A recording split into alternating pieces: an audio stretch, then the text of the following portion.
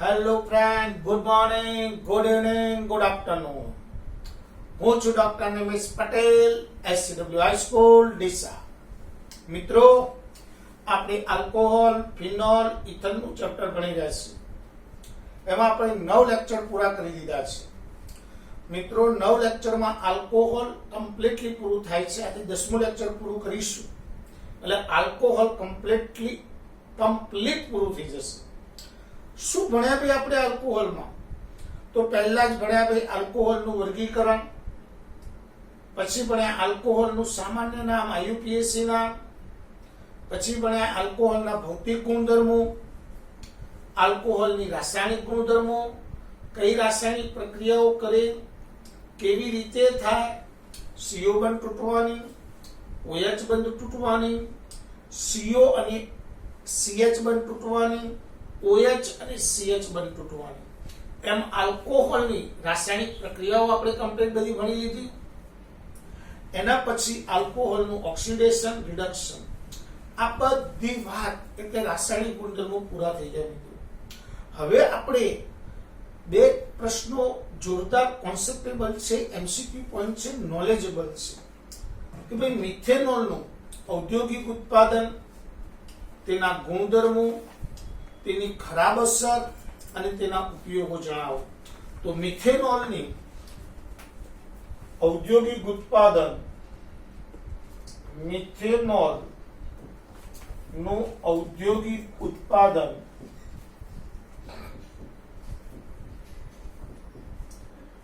ખરાબ ભૌતિક ગુણધર્મો એટલે ગુણધર્મો, ખરાબ અસરો અને ઉપયોગો. પહેલા લઈએ મિથેનોલનું ઔદ્યોગિક ઉત્પાદન. મિથેનોલને કાસ્ટ સ્પિરિટ પણ કહે છે. મિથેનોલને કાસ્ટ સ્પિરિટ પણ કહે છે. જોરદાર MCQ છે, યાદ રાખજો.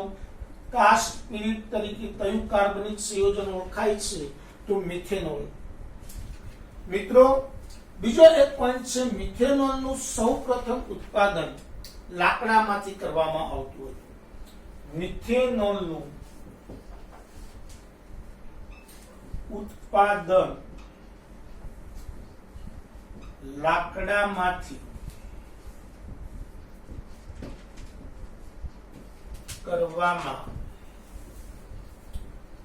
આવતું હતું. ભાઈ, હાલમાં કાર્બન મોનોક્સાઇડ અને હાઇડ્રોજનનું, કાર્બન મોનોક્સાઇડ CO અને H2 ની ZNO Cr2O3 ઉદ્દીપકની હાજરીમાં 573 થી 673 કેલ્વિન તાપમાને 200 થી 300 બાર દબાણે હાઇડ્રોજનીકરણની પ્રક્રિયાથી મિથેનોલ બને છે. તો મિત્રો, મિથેનોલનું ઔદ્યોગિક ઉત્પાદન કાર્બન મોનોક્સાઇડના હાઇડ્રોજનીકરણથી થાય છે. આ પ્રક્રિયા ZNO Cr2O3 ઉદ્દીપકની હાજરીમાં 500 થી 673 કેલ્વિન તાપમાને 200 થી 300 બાર દબાણે કાર્બન મોનોક્સાઇડ અને હાઇડ્રોજન વાયુ વચ્ચેની પ્રક્રિયાથી મિથેનોલ બને છે. ભાઈ, મિથેનોલના ભૌતિક ગુણધર્મો, તો તે રંગવિહીન પ્રવાહી છે. તે રંગવિહીન પ્રવાહી છે. તેનું ઉત્કલન બિંદુ 337 કેલ્વિન છે. તેનું ઉત્કલન બિંદુ 337 કેલ્વિન છે. હવે ભણીએ ભાઈ મિથેનોલની ખરાબ અસર. તો મિથેનોલની ખરાબ અસર શું થાય? મિથેનોલની ખરાબ અસર, આ જરા ટોપિક હટકે છે, જરા ધ્યાન આપજો. ભાઈ, મિથેનોલનું ઓછા પ્રમાણમાં સેવન કરવાથી અંધાપો આવી જાય છે અને વધુ પ્રમાણમાં સેવન કરવાથી મિથેનોલનું ઓછા પ્રમાણમાં સેવન કરવાથી અંધાપો આવે અને વધુ પ્રમાણમાં સેવન કરવાથી મૃત્યુ પણ થઈ શકે છે. ઓછા પ્રમાણમાં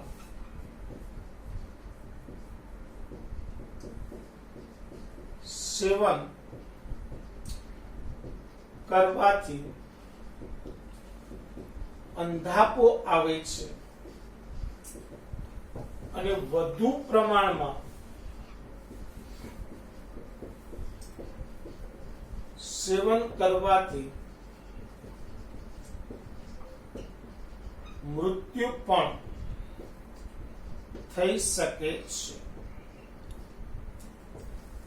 ભાઈ મિથેનોલનો ઉપયોગ ક્યો થાય? તો મિથેનોલનો ઉપયોગ રંગકોની બનાવટમાં, વાર્નિશમાં દ્રાવક તરીકે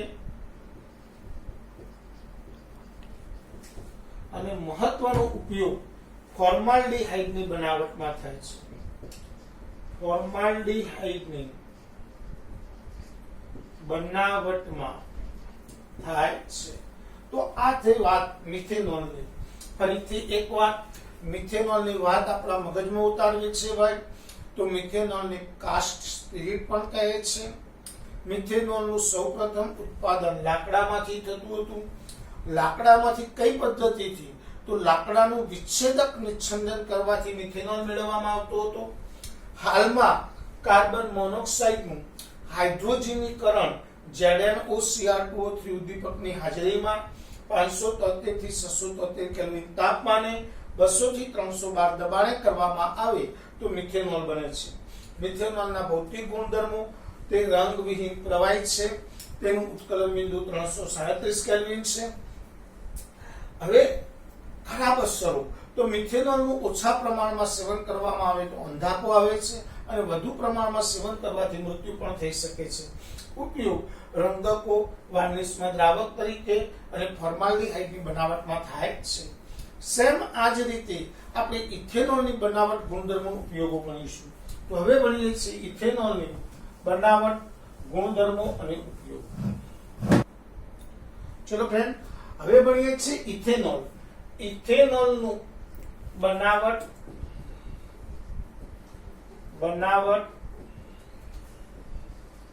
ગુણધર્મો અને ઉપયોગ. બહુ મસ્ત થિયરી છે, જરા ધ્યાન આપજો. ઇથેનોલની બનાવટ, ઇથેનોલનું ઔદ્યોગિક ઉત્પાદન 3 પદ્ધતિથી થાય છે. ઇથેનોલનું ઔદ્યોગિક ઉત્પાદન 3 રીતે થાય છે.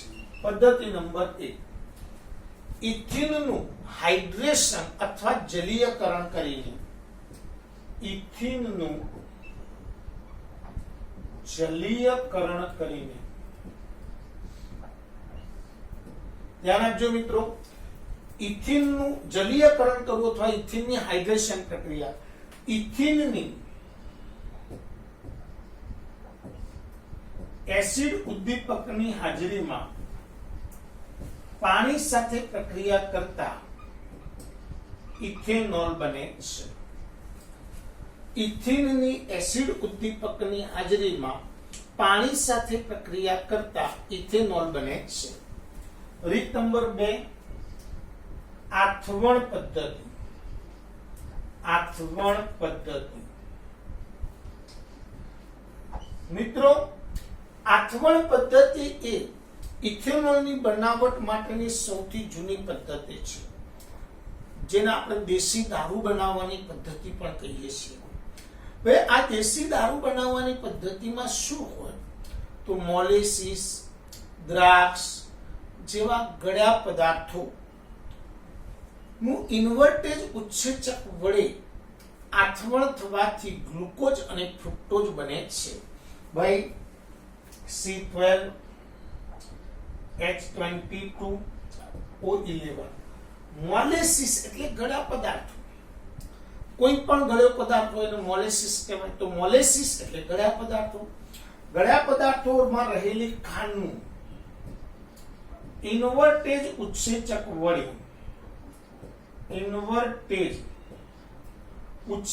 વડે આથવણ થવાથી ગ્લુકોઝ અને ફ્રુક્ટોઝ બને છે. ગ્લુકોઝ અને ફ્રુક્ટોઝ બને છે.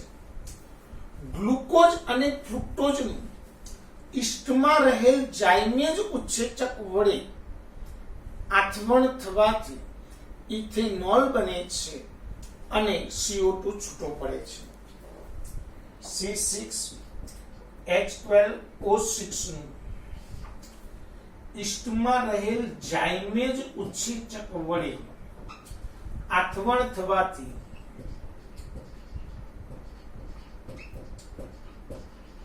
ઇથેનોલ બને છે. તો ઇથિનનું જલીયકરણથી ઇથેનોલ બનાવી શકાય, આથવણ પદ્ધતિથી ઇથેનોલ બનાવી શકાય. હવે ત્રીજી રીત શીખીએ છીએ, જોરદાર છે, જરા ધ્યાન આપજો. અહીંયા દ્રાક્ષમાંથી ઇથેનોલ. ભાઈ દ્રાક્ષમાંથી ઇથેનોલ, ધ્યાન આપજો પરફેક્ટલી. તો દ્રાક્ષને જ્યારે પાકે છે ત્યારે તેમાં શર્કરાનું પ્રમાણ વધે છે. દ્રાક્ષ પાકે ત્યારે શર્કરાનું પ્રમાણ વધે છે.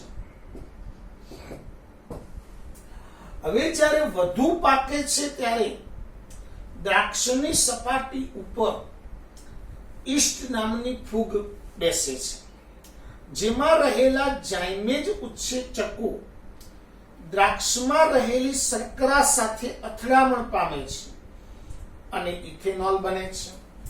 એટલે ઈસ્ટમાં રહેલ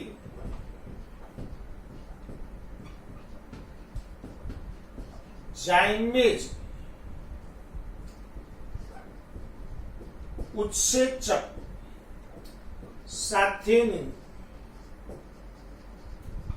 અથડામણથી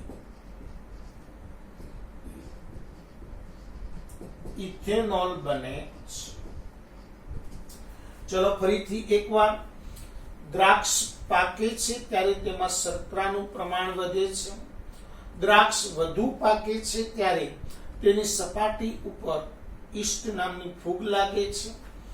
ઈસ્ટમાં રહેલી ફૂગ ઈસ્ટમાં રહેલા જાઇમેજ ઉત્સેચકો દ્રાક્ષ શર્કરા સાથે અથડામણ પામે છે અને દ્રાક્ષ શર્કરાનું ઇથેનોલમાં રૂપાંતર થાય છે અને CO2 વાયુ છૂટો પડે છે. જો આ ઇથેનોલનું પ્રમાણ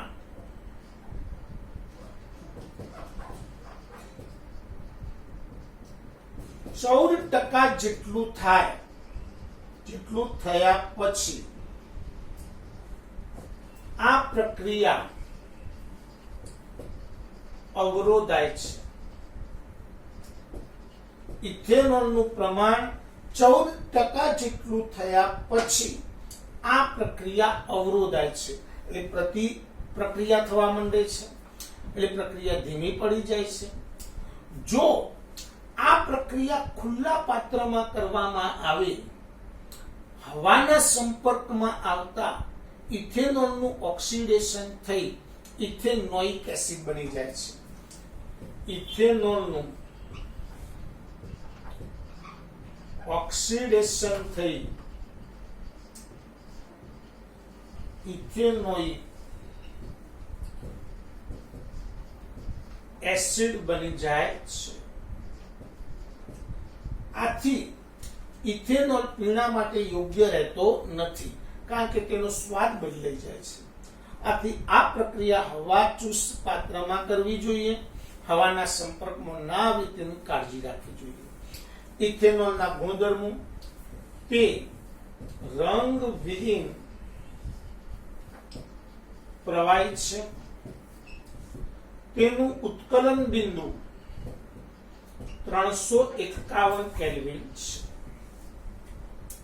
ચલો ભાઈ, એનો ઉપયોગ, તો ઇથેનોલનો મહત્તમ ઉપયોગ દ્રાવક તરીકે થાય છે, દ્રાવક તરીકે થાય છે. ઉદ્યોગોમાં ઇથેનોલ અથવા આલ્કોહોલ પીવા લાયક ન રહે તે માટે તેમાં વિકૃતિકરણ કરવામાં આવે છે. તો આલ્કોહોલમાં કોપર સલ્ફેટ થોડા પ્રમાણમાં ઉમેરી તેને રંગીન બનાવવામાં આવે છે અને સ્લાઇડ થોડા પ્રમાણમાં પીરીડીન ઉમેરતા ખૂબ જ દુર્ગંધ મારતું પ્રવાહી બની જાય છે, માટે તે પીવા લાયક રહેતો નથી. આ ઘટનાને આલ્કોહોલનું વિકૃતિકરણ કહે છે. તો આલ્કોહોલનું વિકૃતિકરણ કેને કહેવાય એ આપણને ખબર પડવી જોઈએ. ઇથેનોલ ઉદ્યોગોમાં દાખલા તરીકે ભાઈ દ્રાવક તરીકે ઇથેનોલ વાપરતા હોય તો દારૂડિયા હોય તો શું કર્યું ભાઈ, ઇથેનોલ ભાડું થઈ જાય. તો હવે ઉદ્યોગોમાં એ દારૂ પીવા લાયક ના રહે એ માટે એમાં કોપર સલ્ફેટ નાખે એટલે થોડુંક રંગીન બની જાય, પીરીડીન નાખે એટલે દુર્ગંધ આવવા લાગે એટલે પીવા લાયક રહેતો નથી. તો મિત્રો અહીંયા ઇથેનોલનું ઔદ્યોગિક બનાવટ, ગુણધર્મો અને ઉપયોગો કમ્પ્લીટ થઈ ગયા. એકવાર ફરીથી ઇથેનોલની બનાવટ, ઔદ્યોગિક ઉત્પાદન 3 રીતે થાય. ઇથિનનું જલીયકરણ કરવાથી, આઠવણ પદ્ધતિથી અને દ્રાક્ષમાંથી. દ્રાક્ષમાંથી 2 MCQ જોરદાર છે કે ભાઈ દ્રાક્ષમાંથી ઇથેનોલ બને ત્યારે ક્યારે તેની પ્રક્રિયા અવરોધાય છે, તો આલ્કોહોલનું પ્રમાણ 14% થી વધી જાય ત્યારે પ્રક્રિયા અવરોધાય છે. બીજો MCQ કે ભાઈ જો તે હવાના સંપર્કમાં આવે અથવા ઓક્સિજન આ મિશ્રણ હવાના સંપર્કમાં આવે તો ઇથેનોલનું ઓક્સિડેશન થઈ એસિટિક એસિડ બની જાય છે, આથી તે પીવા લાયક રહેતો નથી, એનો ટેસ્ટ બદલાઈ જાય છે. એના પછી આવે છે વાત ઇથેનોલના ગુણધર્મો.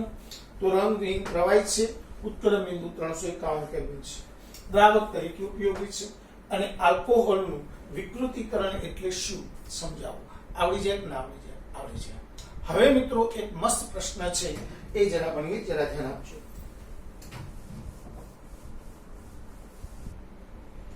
ચલો મિત્રો, હવે રહીએ છે વિકૃત આલ્કોહોલ. વિકૃત આલ્કોહોલ એટલે શું? દારૂનો વ્યસની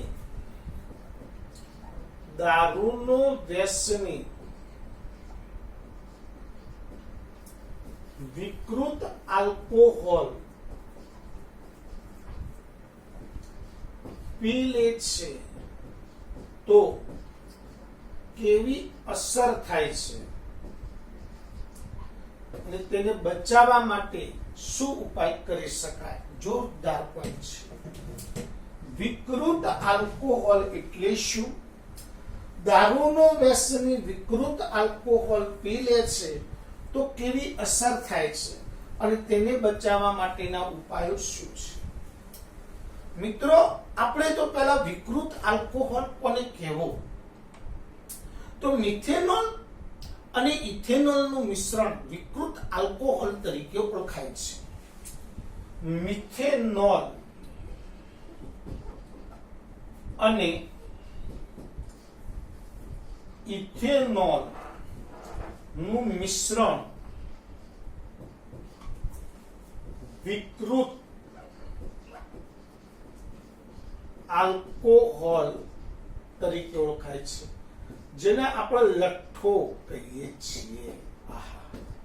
તમે કદાચ પેપરોમાં વાંચ્યું હશે, લઠ્ઠા કોણ અમદાવાદમાં એકવાર થઈ ગયું. મિત્રો, ઇથેનોલ એ આપણું શરીર પચાવી લે છે, એનાથી કોઈ ખરાબ અસર થતી નથી. માણસનો નશો ચડે છે પણ માણસ મૃત્યુ નથી પામતો. પણ મિથેનોલ બહુ ડેન્જર વસ્તુ છે, એને આપણું શરીર નથી પચાવી શકતું, એનાથી માણસ મૃત્યુ પણ પામી શકે છે. તો કે મિથેનોલ ઉકળવા બનાવવો પડે? ભાઈ, મિથેનોલ બનાવવાનો હોતો નથી, બની જતો હોય છે. દેશી દારૂ બનાવવા માટે કોઈ લેબોરેટરી હોતી નથી અને કોઈ ચોક્કસ પદ્ધતિ હોતી નથી, એમાં માત્ર નફાખોરી હોય છે. દાખલા તરીકે ઇથેનોલ બનાવવો છે તો ગળ્યા પદાર્થો એટલે કે ગોળ, ગોળનું આથવણ કરો એટલે ઇથેનોલ જ બને, ફાઇનલ છે. પણ અત્યારે હાલ નફાખોરી વધારવા માટે દારૂના અડ્ડાવાળા જે કહેવાય ગુંડાઓ,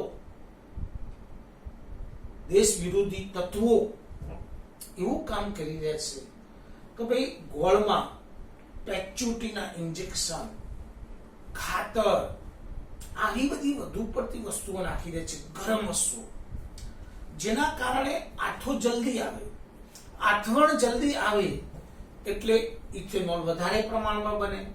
પણ મિત્રો વધુ પડતી ગરમીથી વિભંજન પણ થઈ શકે, એટલે ઇથેનોલની જગ્યાએ થોડા પ્રમાણમાં મિથેનોલ પણ બની શકે. અને મિથેનોલ અને ઇથેનોલનું મિશ્રણ બનાવ એટલે એના આપણે વિકૃત આલ્કોહોલ કહીએ છીએ. તો વિકૃત આલ્કોહોલ કોને કહેવાય? તો મિથેનોલ અને ઇથેનોલનું મિશ્રણ વિકૃત આલ્કોહોલ છે.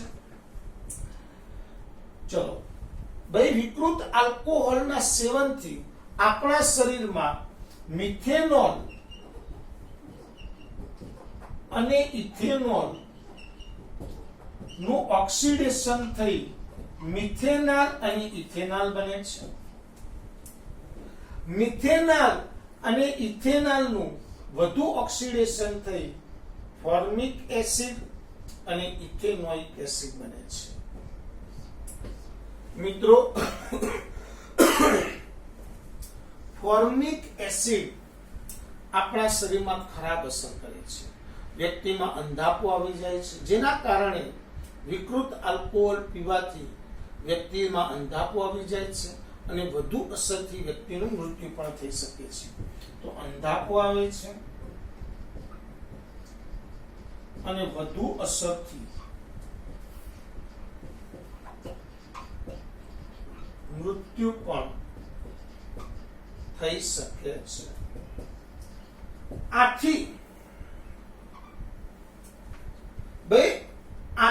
આની ખરાબ અસરથી બચવા માટે શું કરી શકાય, શું ઉપાય કરી શકાય? માનો કે ભાઈ દારૂડિયો પી ગયો, લટ્ટો ઠપકાઈ ગયો, તો હવે એને બચાવવો જ કઈ રીતે બચાવવું? તો ધ્યાન આપજો, બહુ જોરદાર વસ્તુ છે. વિકૃત આલ્કોહોલ પીનાર વ્યક્તિને આંતઃશિરા વડે મંદ ઇથેનોલ આપવામાં આવે છે. આંતઃશિરા વડે મંદ ઇથેનોલ આપવામાં આવે છે. કે સાહેબ, મંદ ઇથેનોલ આપવાથી શું થાય? તો મંદ ઇથેનોલ આપવાથી આપણા શરીરમાં મિથેનોલનું ઓક્સિડેશન કરતા ઉત્સેચકો એ મંદ ઇથેનોલમાંથી પાણી ગ્રહણ કરે છે. આથી મિથેનોલનું ઓક્સિડેશન કરી શકતા નથી, માટે મિથેનોલનું કિડની વડે ઉત્સર્જન થઈ જાય છે. એટલે મિથેનોલનું ફોર્મિક એસિડ બનતો નથી. આથી તેની ખરાબ અસરથી બચી શકાય છે. બહુ મસ્ત પ્રશ્ન છે મિત્રો. વિકૃત આલ્કોહોલ એટલે શું? દારૂનો વ્યસની વિકૃત આલ્કોહોલ પી લે છે તો કેવી અસર થાય છે સમજાવો. તો આપણા મગજમાં કમ્પ્લીટ થવું જોઈએ કે વિકૃત આલ્કોહોલ એટલે બીજું કોઈ નહીં, મિથેનોલ અને ઇથેનોલ.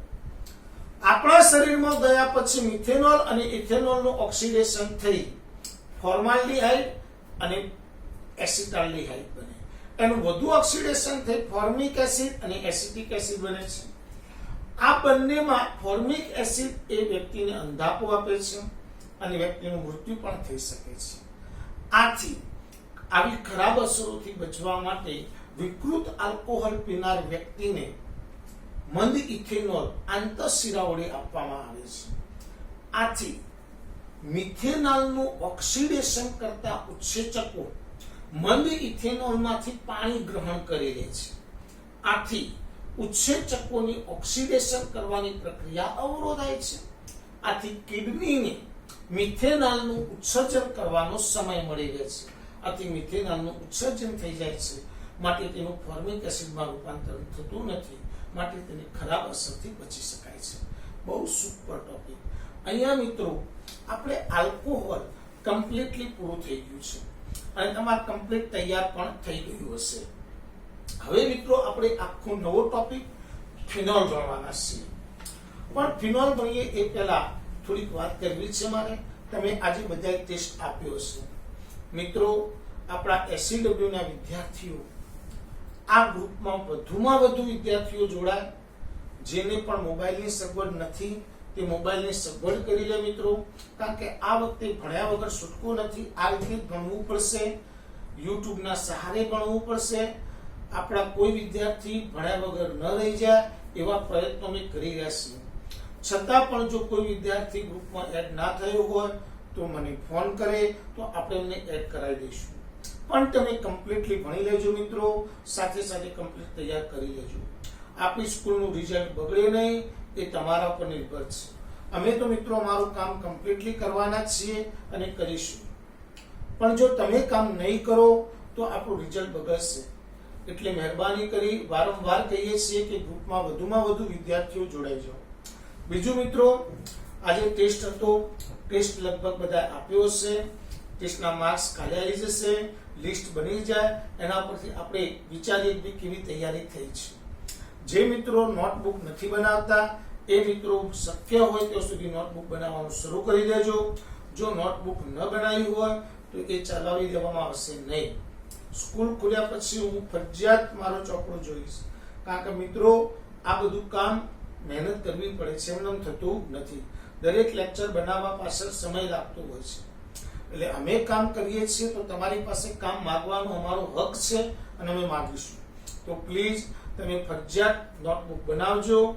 હું તમને દરેક ટોપિકની ડીપીપી સાથે મોકલું છું. એટલે ડીપીપી માંથી તરત જ જે વિડીયો જુઓ છો, જે લેક્ચર જુઓ છો એ ફરજિયાત ડીપીપી માંથી ઉતારી દો. એક દિવસે ઉતારો, એના દિવસો ન જવા દો. બીજું, લેક્ચરો ભેગા ન કરો.